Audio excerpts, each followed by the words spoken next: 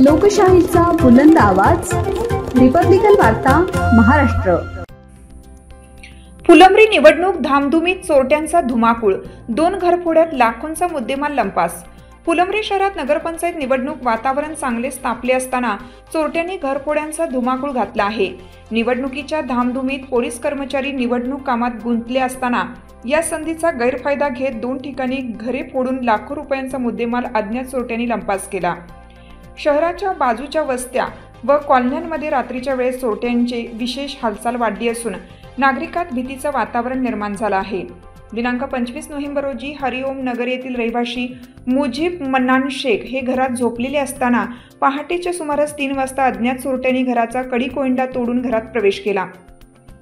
पलंगाखाली ठेवलेल्या पेटीत असलेले सोन्याचे दागिने व रोख रक्कम असा 2,17,500 रुपयांचा मुद्देमाल चोरून नेण्यात आला। यावेळी घरात बसवलेले सीसीटीव्ही कॅमेरेही चोरट्यांनी तोडून टाकले असल्याची माहिती मिळाली आहे। तर दुसरी घटना 26 ते 27 नोव्हेंबर दरम्यान सावता मंदिर गल्ली परिसरात घडली।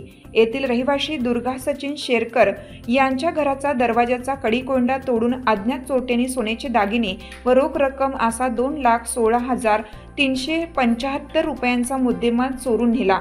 दोन्ही घरफोड्यांमुळे परिसरातील नागरिकांमध्ये भीतीचे वातावरण निर्माण झाले आहे।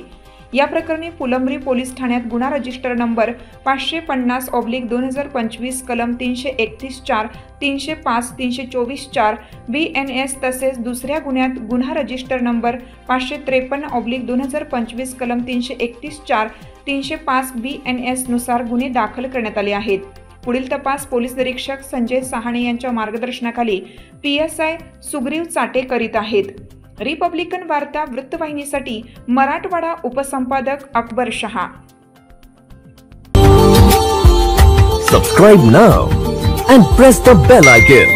Never miss an update.